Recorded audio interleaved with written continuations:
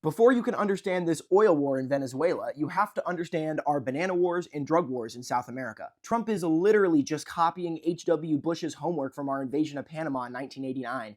We called it Operation Just Cause to slap a moral face on ugly imperialism, just like Trump is doing right now. We invaded Panama to arrest Manuel Noriega, their dictator, so we could stop drug trafficking and protect democracy and human rights, which is the exact same reason they're saying we kidnapped Nicolas Maduro and his wife in Venezuela this morning. But that's never what it's about. If it was about democracy, the CIA wouldn't have paid Manuel Noriega hundreds of thousands of dollars every year from the 60s through the 80s. If it was about drugs, the CIA wouldn't have used cocaine money to fund revolution in neighboring Nicaragua.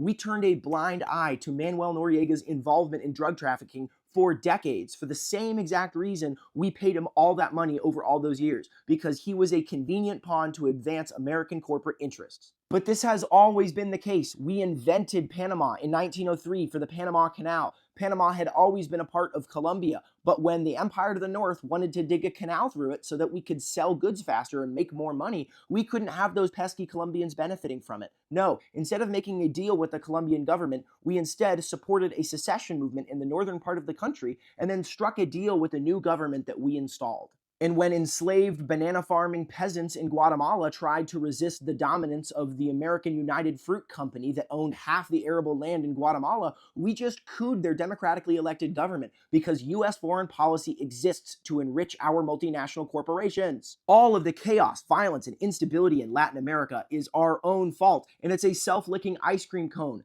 The regimes in Cuba and Venezuela develop in response to American intervention and dominance in the region, and then we use those regimes as an excuse to further intervene and cause more violence and instability. And the only people that get paid in the process are the business interests that want dominance over those governments and the military contractors that provide the bombs, guns, and planes for the whole thing.